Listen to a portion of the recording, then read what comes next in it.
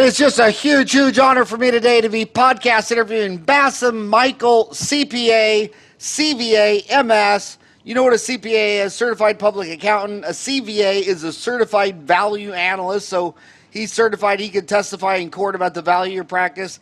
And a MS, and that's a master's in taxation. Yes. Wow. He is the founder and president of OnlyForDentists.com, a division of Michael & Company CPA. Bassim and his team are dedicated to helping dentists understand their financial information, improve their profitability, and lower their taxes. For more than 20 years, Bassim has worked with hundreds of dentists throughout the United States to help them become better managers and leaders. He is a frequent speaker on topics such as practice management, tax planning, exit planning. He's been quoted in many articles and publications such as the Wall Street Journal, Dow Jones Wire, and many more. Thank you so much, Bassim, for coming on the show today. Oh, it's a pleasure and an honor to be on your show, Howard. So this has got to be kind of a wild year from you because it's the first time in a long time there's been big tax change. Oh, yeah. I know. I remember when the tax law passed back in December. I think I became like a local celebrity. I was on TV probably 10 times with different local stations, and everyone was just going nuts over the new tax law and wanted to know, how it breaks down and how it helps people and who gets hurt. But for the most part, we found out most people end up getting help from this new tax law. Well, you've been doing this for over 2 decades. When was the last time the United States had such a big change in the tax code? You know, the tax code gets changed almost on a regular basis, but with something with this magnitude, it probably hasn't been since 1986, which was probably long before I became an accountant, that we've seen something like this come out. That was Reagan's tax bill? Yes. That was back in '86, during the Reagan administration, And very interesting. And then later the Congress was the other party. It was Tip O'Neill. That was a wild time. That was back when both parties used to work across the aisle together. Yeah, that's when everything worked. yeah. Those days. And Clinton worked very good. He was a Democrat. He worked very good with Newt Gingrich, who was the leader on the other side. That was kind of the end of the bipartisan work across the aisle for the better of the country. Now it's just batshit crazy. But what do you think dentists need to think about on this sweeping big major piece of tax legislation? They definitely need to know where they stand. We always recommend that they would do their first tax projection as early as July, so like really early in the year, just to kind of get an idea where they stand year to date. And then based on that, sit down with their accountant or financial advisor and figure out what's the game plan between now and the end of the year to basically maximize their tax benefits and lower their tax liability. My dad used to always say the easiest dollar earned is $1 in expenses saved. The second easiest dollar earned is $1 in taxes delayed. And the third and the hardest dollar you'll ever earn is working and producing, collecting another dollar. So it's about, you guys are about working smarter, not harder. I mean, I've been a dentist for 30 years. I know my dentist. I mean, they chose a profession where they're going to do surgery 24 hours a day in an operatory. All they want to do is surgery in an operatory. That's what they dream about. And then guys like you come along and have to tell them that they're running a business. And that's just, they didn't go to school to be a business major. They didn't go get an MBA. They wanted to be a dentist. How do you coach your dentists to become better businessmen? Well, we basically apply what I learned in running and operating a business. Believe it or not, when you go to accounting school, they really don't teach you how to run a business either. They teach you debits and credits, and they teach you the tax law. But it's a whole new game. When you run a business, you have to make payroll. You have to know how to deal with employees. And most of all, you have to get new customers and new patients. I mean, it's just, you learn as you go. In the 15 years plus that I've had my business, it's been definitely a learning curve. So we try to apply what we learned. And I also get to learn quite a bit from my clients as well. We've got some wonderful dentist clients that are just amazing business owners. So the learning goes both ways. But the way we educate our clients is we found out when we first started focusing on our practice growth, we decided to kind of go through our client list to figure out if we wanted to grow organically, which area we should grow. So we started going through our client list, grading our clients, not just on the financial aspects of a client and how much they pay us or how fast they pay us, but also if they accept our planning suggestions, if they're willing to sit down with us on a regular basis to go over numbers, and also how they were willing to implement some of the recommendations that we made for them. And lo and behold, when we did our research, dentists had like 5 stars in all categories. They were, good to work with. They had plenty of time to sit down on a regular basis with us and go over the numbers. And it was great. It's always good when you're a performer. It's good to have fans and people that will listen to you. So to us, that was important. So at that time, we had 5 clients. So when we found out that dentists were our best clients, I started taking them out to lunch, finding out what they really wanted from their accountant. So I found out that dentists are very competitive. They all wanted to know how they're doing in comparison to their peers. They also wanted a lot more beyond just doing the books and preparing a tax return at the end. They wanted to save money on their taxes. They wanted to know what the numbers mean. So that's where we developed a dashboard, a very simple one-page dashboard that gives them all their collection trends, that gives them an analysis of their overhead, does trend analysis where it compares year over year on the main overhead categories, and it tells them what their benchmark is, what their peers are doing. This is all things that they wanted. And then they also didn't want me to call them on April 12th and tell them that they owe $50,000. So that's where we started doing the planning in mid-year so that they had plenty of time to lower their tax liability and also figure out ways to save up for money so that they can pay their tax bill in April if they couldn't lower it enough. That's amazing. So, when you're benchmarking, do you see any what low hanging fruit do you see that runs a better business? I mean, you hear all these one liners. Well, if you buy a Cerac CAD CAM machine, it'll pay for itself because you won't have a lab bill. True or false? Um, it could be true, it could be false, because if you buy it and you don't use it, and that's the case, we see quite a bit of people or that buy the Cerac and then they end up not using it and it sits and it collects dust. So it's a great machine. It will definitely save you a ton of money if you use it. You just got to invest the time in getting training and training your team to use it as well and encourage them and incentivize them to use it. So it could be true, it could be false. How many dental offices do you do? Just under 200. That's a lot. 200 dental offices, and are they all in the United States? All in the United States. We had a fun consulting engagement in Dubai last year. That was a lot of fun. Yeah, I saw I retweeted that picture of you today on your Twitter account. Well, When you were with the singing dentist. oh yes, yeah, he was Was that? there, and Yeah. in fact, I saw that podcast. Yes, So who sings better, you or him? definitely me. Definitely But you. yeah, but the environment has to be better. I got to be in the shower. I love that guy. I podcasted him in his hometown. I was in London, and we were sitting at the hotel park bench. He was podcast 458, the singing dentist. My God, that guy's got more personality than the next 10 dentists combined. Oh yeah, and so much energy. I mean, he was on stage for probably a good 2 hours performing, and it's amazing. He's even popular in this part of the world. Yeah, I love Dubai. That's a hell of a city. Do you of those 200 dentists, what percent of them do you think have CAD CAM? Is it not very many? Is it middle? What percent? I would say maybe a third or more. A third or more have CAD CAM, and of Yeah. those third, how many of them do you think it was a good decision, financial decision versus not?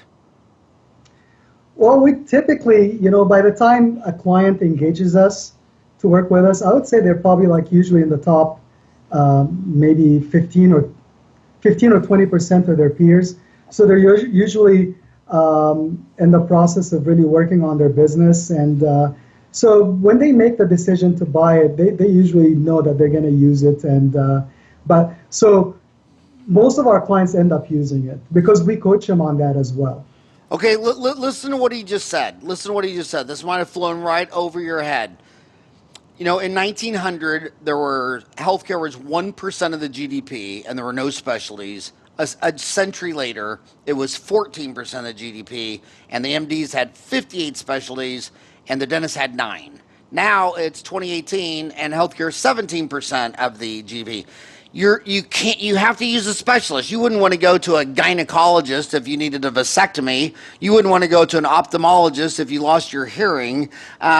Dentists who go to CPAs who only do dentists, I mean, they're a cut above the cloth. They get so much better information. You're smart, damn it. You learn algebra, calculus, physics, the periodic table.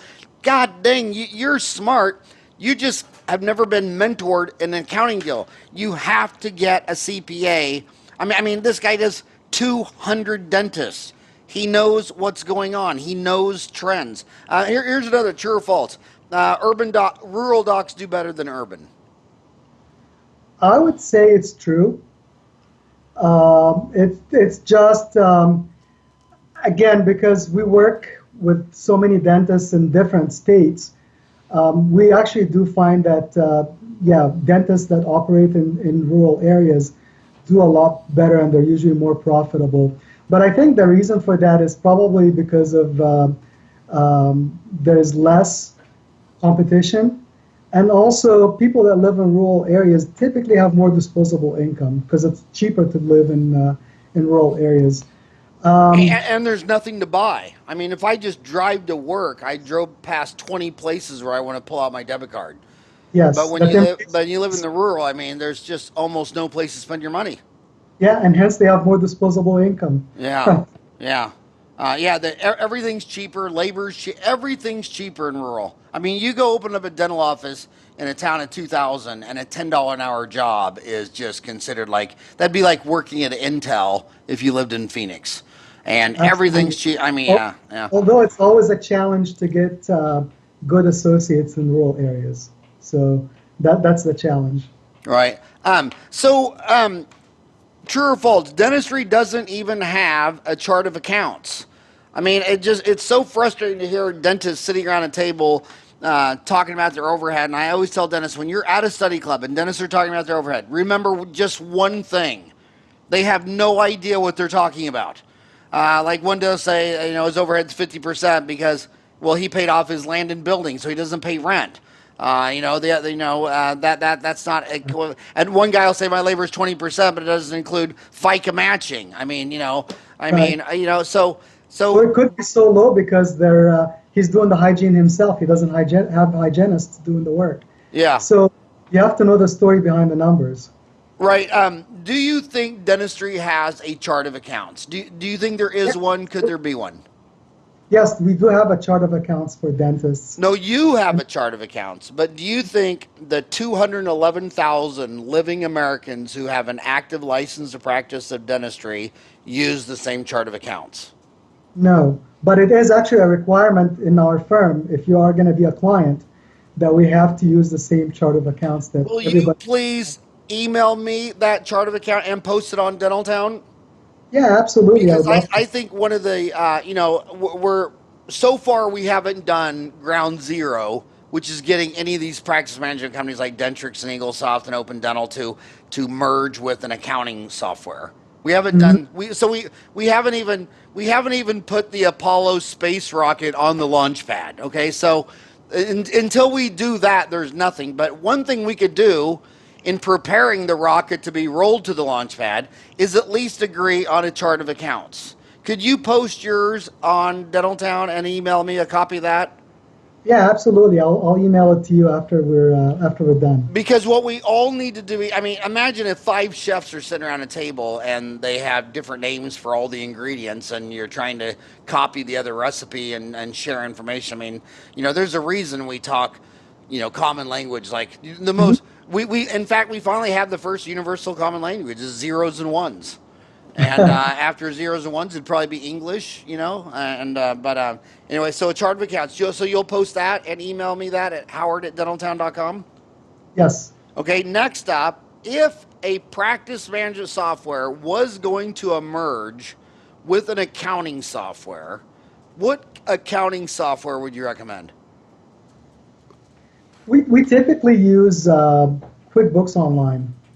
QuickBooks Uh, Online. yeah, the way things developing in the software world is that you don't actually need a software that can do everything. What we're seeing now happen is everything is moving to the cloud, and then all these different apps are talking to each other and exchanging data. So I think that's going to be the trend going forward.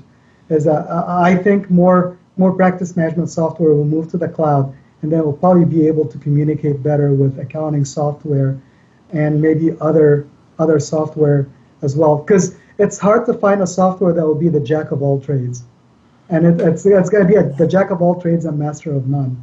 So I think the trend is just find a software that does one thing really good, and then you find something else that talks to it that does the same, a different task really good, and that's how you achieve that nirvana. Okay, so the Fortune 500, they all use SAP.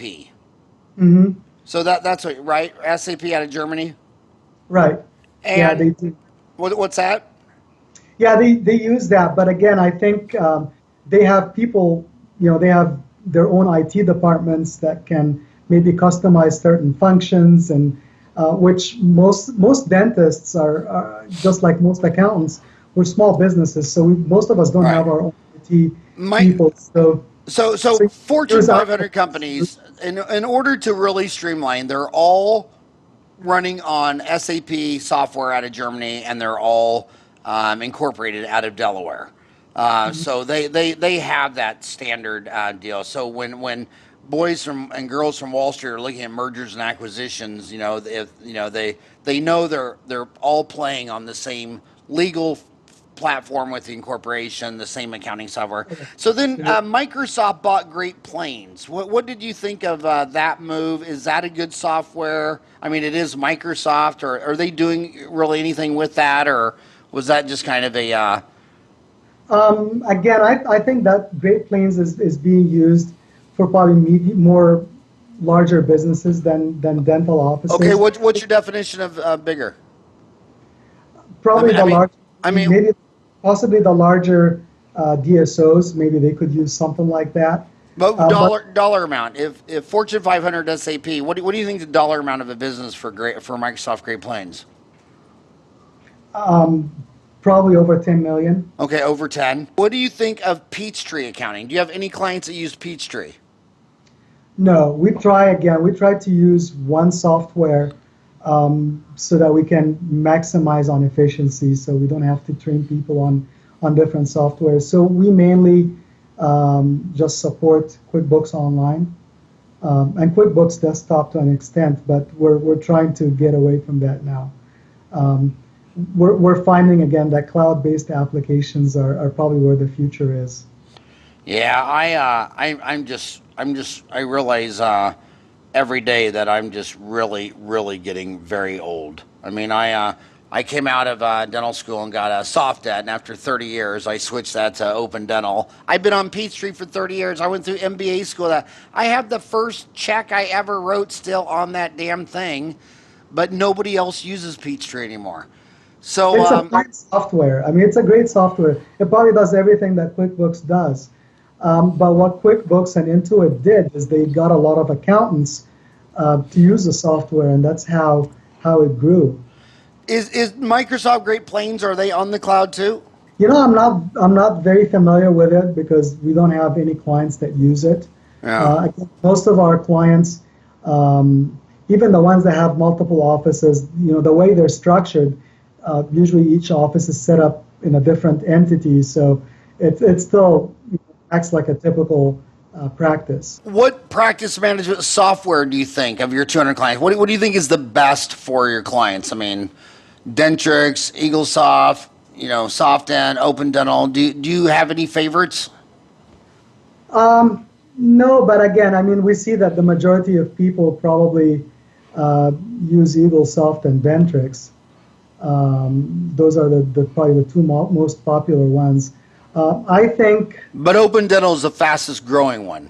it is the fastest growing one with the newer practices that are starting up or being acquired. But I would still say Dentrix and EagleSoft are still very popular. So when a client switches from and the dentist, they picked him good. They wanted an accountant you could trust. So they went to church. They asked their pastor. He recommended this guy. He sits next to him in church. I follow you. But my gosh, when someone switches to you from that guy who only had one dentist as a client, the rest were corn farmers, wheat farmers, soybean welders, plumbers. When they switch to you, how do you generally make their lives easier and make them more money? What is it that you usually end up? What's the average case rollout to look like? Oh, I'm sorry. Can you repeat that last question? What's the Well, average? what is usually the advantage of switching to a firm like you with 200 dentists when they've been using an accountant for 10 years and the guy only does two dentists? Oh yeah, that's an excellent question.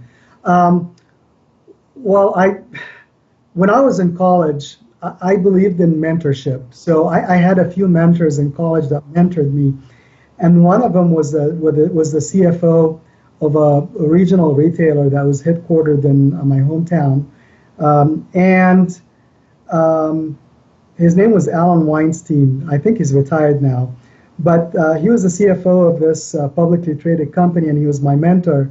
And what he told me was very eye-opening. He said that he was not really an accountant. He said, and I quote him. He said, "I'm a retailer that knows accounting." So it's very, very important for an accountant to know the industry, because accounting and financial reporting is a tool that you use to manage. And if you don't know the business and the ins and outs, you're not going to know how to use that tool. So that's how we approach it. So like I mentioned earlier, we usually start off first with a uniform chart of accounts, and we explain to them how things are categorized. Then we tell them about the overhead and where they need to be operating at, and why it's important to focus on profitability. Because if a business is not profitable and it's not generating cash flow, it might as well not be in business, right? So it's very important to focus on your profitability, and profits, and the word profit and the word businesses are not dirty words. They're actually important for creating good service for your patients and keeping happy employees. So we focus on that, and also on just being proactive with the taxes. I mean, we know how to depreciate a dental building, for example. It's, someone who's not trained might just depreciate a dental building for 29 years, when we know that a good chunk of the construction cost is allocated to the special plumbing and the special electrical and the special flooring and the walls, the special wall coverings that are required by code, so that you could operate a dental office. So we segregate those things, and then we could depreciate them much faster than 39 years. So I definitely think, and our clients think, that industry knowledge is very important for an accountant to do their job right. When you talk about EBITDA, earnings before interest, taxes, depreciation, amortization. Okay, Mhm. the people listening to you under 30 don't know what any of those terms are. Can you explain EBITDA? What is interest before taxes, depreciation, amortization? Because you're dropping terminology that you're saying words they don't know the definitions of. Yeah. Well, yeah, I think EBITDA is probably the new magic word now in dentistry. Everyone is talking about EBITDA. Um, it's basically a way to measure earnings and to measure profitability and return on investment. And the reason we use that measurement is when we calculate EBITDA, we could compare apples to apples. So if I compare the EBITDA of practice A and the EBITDA of practice B, it gives us an accurate measurement of how the practice is profitable. In the past, they used to value practices based on a multiple of gross collections, right? They would say, well, a practice usually is valued at maybe anywhere between 60 to 80% of collections. But let me give you an example. If we have two practices, one of them that both of them actually gross $1 million, but one of them has an EBITDA of 500,000 and the other has an EBITDA of 300,000. Would it be fair to calculate the same valuation to them if we're using a multiple of gross collections? It probably wouldn't, right? Certainly the one that nets more to its owners would be worth more. So EBITDA is just a way to be able to objectively compare practices based on earnings. Because you could have practices that have the same collections, but they're not operating at the same efficiency level, and therefore they offer different results, operating results. Oh, I can't tell you how many offices collect $1 million a year, and the dentist takes home 150. And then Mm-hmm. across the street is a dental office that collects 350 a year, and the dentist takes home 150. Right. You know, one's doing three fillings for every one the other guy's doing. One has three times of an exposure of a bad Yelp review or a board complaint or a lawsuit. They're running three, four operatories. I know one person who's my idol on Dental Town. She's called the Tinkerbell. She has she has like a 400 square foot office, zero employees. Her She does office, it herself, she just huh? has an iPhone. All of her patients have her iPhone number. She virtually has almost no overhead. I mean, her overhead's like 10%. She has the lowest volume, highest net income practice I've ever seen. I just see this all the time. You Yeah. drive for dough, you drive for show, and you putt for dough. I don't care. Everybody wants to get the big Bertha club head and tell everybody they knocked it 300 yards. Yeah, who cares? You three putted the hole and you lost. And it's all about net income. So that's why EBITDA is everything. It shouldn't be. And also, in my 30-year observation, the sweet spot of going bankrupt the most is expanding from location 2 to 3. You know, Mm-hmm. the first location you're doing so damn good, you can muscle a second location. You can have your own team running back and forth. But by the time you start that third one, all the holes in your unorganization rise their head. All the little Doberman pincher monsters turn into Tyrannosaurus Rex, and you get eaten alive on that third location. So you got to get your house in order. You got to get poised for growth. Um, so And I um, know having multiple offices is maybe glamorous, but in reality, I think you definitely need to um, optimize the current location that you have before you think about moving to a second location. And by yeah, optimizing means yeah. I was into most dental. offices I most was offices at. are being used maybe 3 days a week. I think you need to be using that space maybe 6 days a week, making sure all the chairs are full before you start thinking about opening a second office. And I would probably encourage you first to expand your current location, maybe from 4 to 6 or 7 operatories before you even start thinking about opening the second office. I was sitting here having lunch with another consultant, and we were lecturing, and this dental student came up and said that his main goal was that he wanted to open up a new dental office every year when he gets out of school. So year one, year two, two. And it's just like and I'm like, what an emotionally weird goal. And I've seen other dentists tell me all the time, well, my office does 1 million, and I'm in this town, so if I put one on the other three sides of town, the north side, the east side, the west side, I'd be doing 4 million. I'm like, dude, I could give you 100 names of a dentist who does 4 million in one location. Why Hmm. would you want to do 4 million in four locations? Why do you think?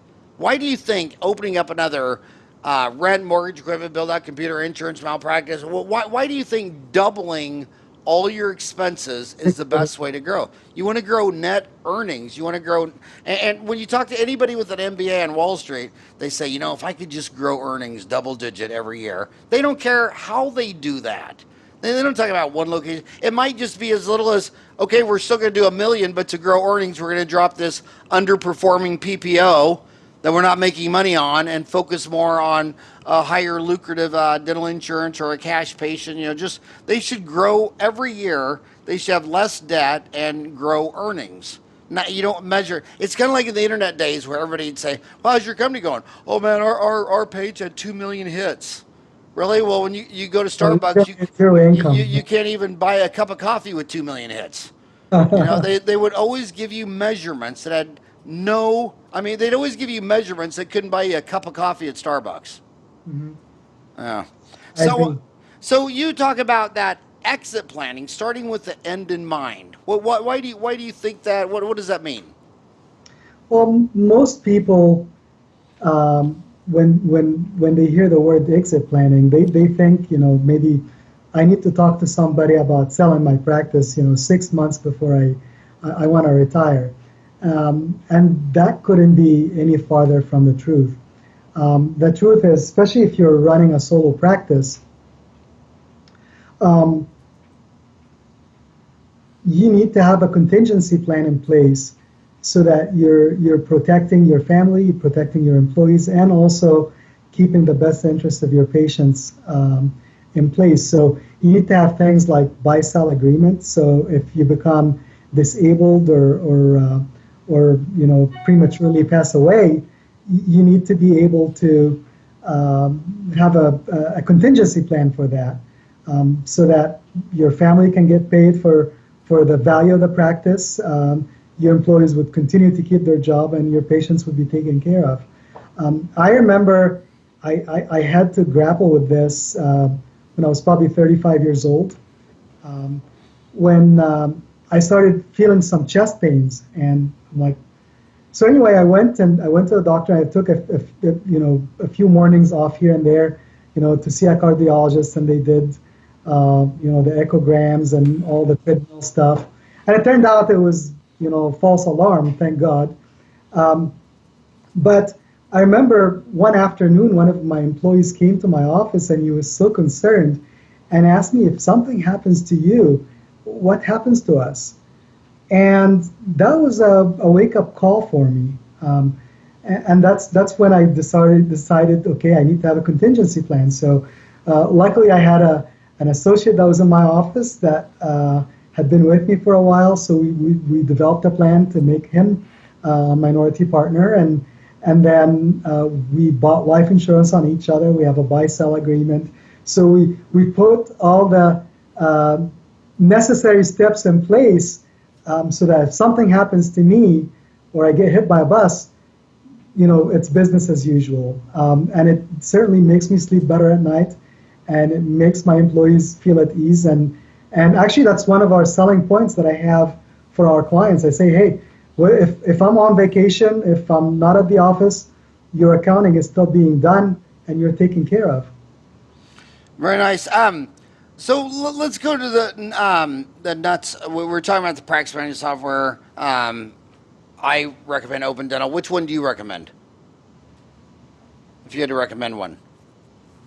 I think I recommend, I typically I always recommend for the clients to check probably two or three different softwares and see which one um, their staff knows best, and also what's popular in their geographical area, so that if maybe they have staff turnover, the team that they're going to recruit, they know the software, so they don't have to spend too much time learning the new software. So it's basically what they know best. And then again, I mean, when I'm talking with a client that's thinking about having multiple offices and they're thinking about scaling their practice and their business, then we definitely need to have a software that's probably more cloud-based, that can help them centralize some of their functions, like maybe the scheduling, billing. So we usually leave it up to the client. We ask them to do their homework, but we always recommend that they check two or three different software packages and see what's best for them. And do you like to be able to enter into their their practice management system? We use some of the practice analytics that go on top of their practice management software. So if they subscribe to that, a lot of our clients Like what? Like what? like Sika or Square Practice or so one of these apps that go on top of the practice management software. And a lot of our clients already work with consultants that use these apps. So we like to have access to it so that we can. So your main ones are Sika Software and Square Practice. But do you like? Probably the one that we see clients use the most is Sika. It's Sika, okay. VJ Sika, he was on. I had him on the show, and Square Practice. But do you? But can you? For instance, what percent of dental offices do you think are being embezzled on every year? I know the numbers are bigger. I don't have the specific statistics, but I know the numbers are very high. But for you to catch that, wouldn't you have to be logging into their system? Yes, yeah, and we usually when we use we usually ask them to send us the collection reports.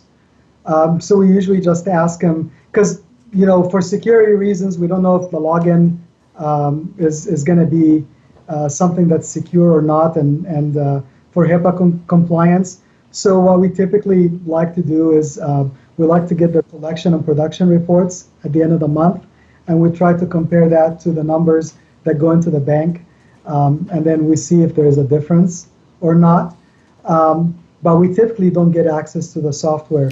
But if they use a Sika software, for example, then we like to get access to that because it will give us the same data without having them send us the reports manually. In the last 20 years, have you found much embezzling? Yeah, we've had a couple of offices that ran into that. And we usually say to our clients that what you need to do is you need to put controls in place to prevent embezzlement. Discovering fraud and discovering embezzlement is usually very difficult because usually the people that do it, I hate to say it, but they usually are smart with numbers and they know how to conceal it. So they're going to do it in a way where if you're going through the normal motions, you're not going to catch it. So usually we always say that you stumble upon fraud. So what a practice owner needs to do is they need to prevent themselves from being victims of fraud, to putting controls in place like segregation of duties. But sometimes in a small practice of, say, 5 people, it's hard to do that. Maybe sometimes even installing cameras in your front office area. Asking patients if they paid cash or, that they always have a receipt. And if maybe giving incentives, if they don't get a receipt, they need to they would call a number and report it, and they would get maybe a Starbucks card or something. So you need to have controls in place to prevent you from being a victim. And certainly reconciling between production, collection, and deposits would definitely help. But again, if you're dealing with a smart fraudster, they're going to know how to conceal it in a way where if you're even reconciling, you won't catch it. What consultants do you work with? Do you have a favorite or a couple favorites? We love working with Fortune Management, Bernie Stoltz and his group. Yeah, we just had him on the show, Bernie Stoltz, Fortune Management, unbelievable guy. So you Unbelievable so you guy. have good luck with him? We've had good luck with him. I always tell my clients with consultants, it's like going on a diet plan, you know. No matter how crazy the diet is, if you follow it, you'll probably have results. So it's probably a 50-50 with consultants, meaning they contribute 50% to your success. But if you're not willing to follow their advice and act on their recommendations, you're not going to see results. So it certainly helps to have a great consultant, but if you're not open-minded and you're not willing to do all the hard work and roll up your sleeves, it ain't going to work. You sound just like the judge. That's exactly what the judge told me when I sued my personal trainer after 3 years, and I was still short, fat, and bald. She said, "Well, Well, you," she said, I did the you same didn't thing do anything." She said, um, for 3 years. For years, I've been paying my gym membership, and I'm not seeing results. "Well, I'll tell you what. I mean, it's the reoccurring theme of my seminar. You know, I love my homies. I want them to do well. I want dentistry to thrive, and I always tell them you got to get a CPA that specializes in dentistry, and instead of buying a shiny equipment, a CAD cam, an oral scanner, a CBCT, a laser, all that, all those toys, buy a consultant, get your house in order, pay off your student loans, manage your capital, get rich, and then the decision will not be should I buy a Cerac machine? It should be should I buy a new red Porsche or should I buy a Cerac machine? It should be well, should I buy a CBCT or a cabin? This summer, should I get a new boat or should I get a laser? That's how those decisions are made. And when they get their house in order, their marriage is better. They're less likely to do substance abuse. Now, remember, the three causes of divorce over money, sex, and substance abuse. And when you're dealing with your CPA, you have to be 100% transparent with your spouse. It has to be a marriage deal. I mean, because your CPA is not going to be able to save you a bunch of money when you go get divorced. You're going to lose half your money. And I think the best CPAs, and there are some dental CPAs, there are some firms who at the end of year will not even take you as a client if you don't bring in the spouse. You know, it's a partner deal. So Well, get, yeah, it's teamwork. yeah. Absolutely. So yeah, and as far as the embezzlement, that's another thing that's often a great task for your spouse. And it seems like every time I'm talking to a dentist, and they don't know how to enter an insurance code. They couldn't bill electronic claims. I mean, their staff can embezzle around them in circles because they're busy doing root canals. But as long as you make it so it's going to take 2 or 3 people to embezzle, that's when you'll shut it down. When one person can do it, it's gonna happen in half the dental offices if one person can do it.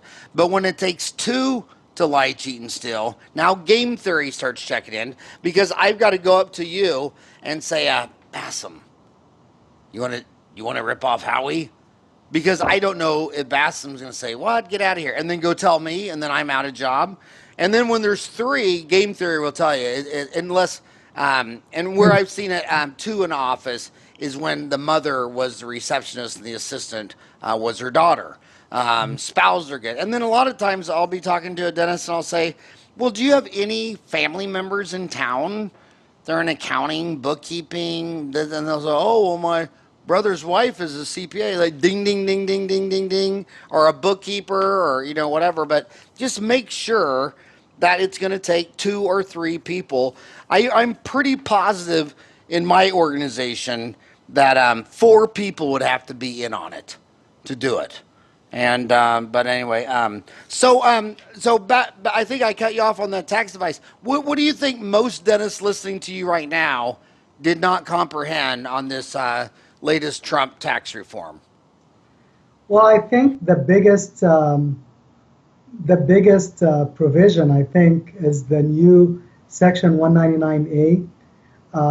That's the new deduction for pass-through income, and that's where most dentists run their businesses. They're usually either S corporations or they run some type of, or sole proprietors where they run some type of pass-through entity. So the new law basically says on their net business income, they can get a 20% deduction. Now, accountants, attorneys, dentists, uh, they were excluded from enjoying that 20% deduction if their income is above a certain threshold. So for most married dentists, if their taxable income is less than 315,000, they will enjoy the full 20% deduction. Then it starts to get phased out between 315 to 415,000. But I think it's a great deduction. I think it's going to help many dentists who are either independent contractors and they run their income, flows through to them as an independent contractor income, or if they run a practice in a type of structure like that as well. They're going to do great. There's also a lot of great incentives for growing your practice, like in depreciation. Depreciation in Section 179 has improved. There's bonus depreciation, which can even be applied to used equipment. And they expanded the definition of Section 179. And as you know, Howard, Section 179, that's the provision in the tax code that allows you to write off equipment in the year that you buy it. So they expanded that. So, for example, if you have to replace the roof on your building, typically that would have been depreciated over 39 years. Now you could Section 179 that. Or if you had to change the AC system or put cameras, all of these things now can be Section 179 and deducted. So definitely the new tax plan is going to be a lot kinder and gentler to business owners and dentists specifically. They always told us in MBA school, if the tax code was simple, it wouldn't be fair, and if it's fair, it's not going to be simple. But then I go back to when they started the federal income taxes under Abraham Lincoln. It was a one-page form. Some people think that the fact that it's 60,000 pages just is proof enough that it's just complete politics and corruption. Do you think we should go back to a single one-page form, or do you think that like the old saying that if it was simple it wouldn't be fair, and if it's fair it wouldn't be simple? How do you weigh in on that? Well, yeah, that's a great question, and there's always interested parties with every type of deduction or incentive, and I think there was a true attempt by Congress to make it simpler, but the reality is there are so many interested parties involved that were lobbying very hard against that. I know there was also an attempt to implement a version of the value-added tax or a national sales tax. They called it the border adjustment tax, and it didn't happen. I think it probably would have been a great opportunity for us to allow our tax system to enter the 21st century, because it would have simplified, I think, the income tax code, and it would have probably made it less possible for people to cheat on taxes, because you would have been able to tax goods and services at every stage as they were being improved or there was value being added. But I think it's coming. Maybe not with this round of tax reforms. Maybe next time. I think it's if politicians start talking about it, I think it will happen. Well, that's what Greece needs, because the reason all the EU members don't want to bail out Greece is because the Greeks won't pay their taxes. It's a cultural thing. I mean, your grandpa's not doing it. Your grandma's not doing it. Nobody in your family's doing it. And for you to just sit up and say, you know what, the right thing to do is for me to start paying my Greece. If there was ever a country in the world that would overcome their tradition, and I get it. I get it. I mean, taxation is. I think the IRS did a study to see how compliant the restaurant industry was with reporting every penny they make, and they found out that 98% of restaurant owners, don't report all their income. So again, if we had some type of value-added tax, and the person who has to pay all the taxes are employees, because their boss is doing it for them. The middle class pays the lion's share of these taxes because everyone else gets out of it. So what do my homies find if they go to your website, onlyfordentist.com, onlyfordentist.com? What are they going to find on your website? They will probably find all the different services that we provide. We also have a newsletter that they can see all the different issues, and we have a blog, and it's constantly being updated. So we would like for your townie subscribers to come to our website and check it out. Also, they can subscribe to our newsletter as well. And another thing that is always said, it's a complete mental error, as I always say. Well, I want to find a CPA in my town. Dude, how often do you have to go to your CPAs? I mean, you use labs that are clear across the United States. Why does your CPA have to be up the street? You don't want the most convenient CPA information. You want the most useful CPA information. And I'm telling you that with an MBA from ASU, that in spades, the CPAs who know the most about dentistry and add the most value are people who just do it as a specialty, just no different than medicine. I mean, and who do you think can pull wisdom teeth better? An oral surgeon or a general dentist? I mean, that's all oral surgeons do all day. I mean, so, just get specialized. How often do you have to see your clients? Or, I mean, you're in Fresno. What if I'm in Jersey? Yeah. So we typically, what we do is we have to at least see them once a quarter. So every In the 3 flesh? months. No, we usually do it the same way you and I are talking right now. Skype. So we usually use Skype or go to a meeting or join me where we can Which one do you use the most? probably join me because they probably not as interested in seeing my face as much as seeing their dashboard and seeing the P&L and going over the overhead, going over their tax projections and what they can do to lower their taxes. I think you're going to be switching to Skype soon. You know why? It's on our plan because we actually just subscribed to Skype for Business. Well, Microsoft bought Skype and they bought LinkedIn. So rumor has it that your LinkedIn app on your phone is going to turn into a FaceTime. So if you and I are connected on LinkedIn, it shouldn't be long where there'll be a little phone icon and then we can talk to each other in the face. In fact, the prisons are switching to that right now. And the prisoners are upset because the whole influx of drugs and everything in the prison is during visits by family members. And so they're switching to that now. And Now, are you trying to imply that seeing your accountant is similar to visiting someone in jail? well, that's true, man. Because everybody always wonders why is there just the same availability of drugs inside a prison as there is outside in the prison in the poorest neighborhood in town, and it's from the visitors, and everyone knows it, and they just can't stop it. So finally, these prisoners are saying, "Dude, we got Skype, we got GoToMeeting, we got all this technology. So from now on, it's gonna be video." Mm-hmm. You can't hand someone a bag of dope through a video. So when I look at your website, I see tax reduction, dental accounting, practice valuation, practice transition.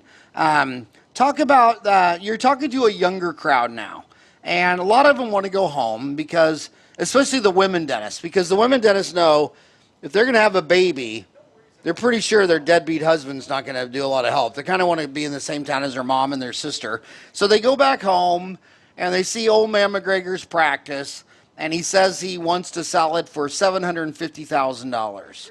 You're a certified valuation and analyst that can be court ordered. How do you help her decide if old man McGregor's practice is really worth $750,000 in Salina, Kansas? Yeah. So I think the key here is looking at the cash flow.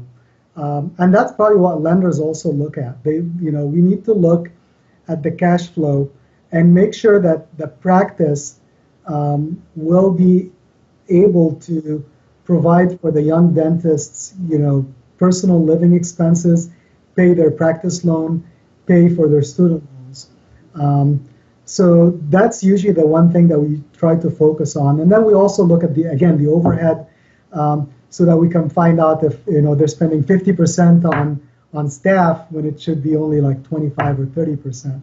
So these are things that we look at, and we kind of maybe give the buyer the heads up so they know what they're dealing with. But I'm of the belief that it takes a special skill to build a practice, and maybe for someone who wants to be a business owner or a practice owner, it's probably easier to buy a practice than to do a startup, because you have immediate cash flow from the beginning. So that's how we evaluate practices. It's based on the cash flow. And that is cash flow. That's not sales, because again, the dental office could be doing $1 million, and the dentist is Right? only taking 100,000, and there's a Absolutely. practice for sale across the street for 500,000, and that dental office is doing 150, 350,000, and taking home 150. And when you're doing hands-on surgery all day, it's kind of like say you own a lawn service. I mean, would you rather be a lawn service that to make $100,000 a year you had to mow, 10 houses every day, or would you rather buy the business where you made the same money mowing 5 houses a day? Hands-on surgery, mowing lawns, or making pizza is not a game of volume. If you want to get into a game of volume, you go into some automated factory. You don't sit there and do something manually, hands-on. So do you actually, can you do the transition? Can you assist her in the whole brokerage transition sell? No, we usually represent them. Like for a buyer, we just help them with the due diligence. We review the tax returns, we review the production reports, the aging of accounts receivable. We kind of work with it with the rest of the team, the lenders, the dental attorneys, to make sure that they know what they're getting themselves into. And in all these years, I think I've only seen one dentist go out of business, and it's probably because they didn't listen to our advice. We advised them not to do it, and they still went ahead and did it. But we always advise our clients to work with people that specifically work with dentists, because this particular client, she ended up working with a local bank and not with a bank that deals with dental practices. And the fact that she has a DDS behind her name, they approved her for the loan, but she was not the right fit for that practice. This was a really high-end practice, and she was mainly working for a corporate dentistry. She was not doing a lot of the high-end stuff. When I looked at their production reports, the seller was doing a lot of implants, and she never did implants. She told me she was going to take the weekend course in Las Vegas, but when I told her I don't think she's the right fit, she didn't like it, and I think a couple of years later she ended up going out of business. But that was the only case. So it's not also just looking at the numbers and the cash flow, but also you need to ask yourself, do I have the skill set to offer the same services? So you always want to buy a practice that your skill set is higher than what the current seller is selling, so that you could expand your services and be able to add value to it. Well said. I've seen that happen 3 times just here in my very backyard in Phoenix, where some guy was, mostly was selling these big full mouth rehab, these big cosmetic cases, taking all the amalgams and PFMs out and all this stuff. And this young kid bought it. He couldn't sell any case like that. Hell, 90% of dentists have never sold one $25,000 case in their whole life, and he paid $1.5 million for a practice this guy's selling all day long. And the real value is the other end. The ones I've seen clean up the most bought some old 70-year-old man's office. All he did was MOD amalgams, MOD. He did it for 50 years, planting all these trees. That guy just sat there in this little 3 operatory deal. He had one hygienist. He had his 2 little operatories. 4 times a day, one of his patients for the last 50 years, the whole MODBL amalgam would break off, and they would come in and need a buildup and a crown. And it was just cha-ching, cha-ching, cha-ching, cha-ching. And he did that. He's still doing it. I mean, and so then you go to a guy who does all of his own endo, and then you don't do endo. He did his own implants. You don't do implants. You need to find something. The best bargains are the lowest cost offices that say, well, the only reason they're doing 500 is because he referred out all of his wisdom teeth, and I can do that. All of his molar endo, I can do that. Or all of his Invisalign. You know, what value can you add? You don't pay for something that you can't do and then buy it and take it off the table. That is just, and the Something biggest. else I wanted to add, when you're buying a practice, we always encourage the dentist to focus on the chart audit. Because I always explain to them what they're really buying. They're not really buying the old equipment. It's worthless, right? What they're really buying is the future work, the future cash flow of that practice.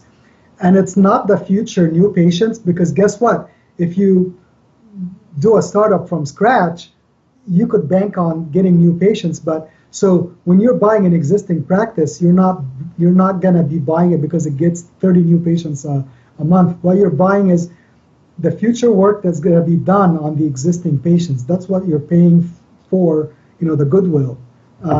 So typically you'll be able to see that in the charts. When you audit the charts, you're going to see if, did they do all the work? Is there going to be any more work for you to do or not? That's really what you're paying for. And the DSOs, the reason they're all running into dentistry is because DSOs dentistry only has a 0.4% bankrupt chance.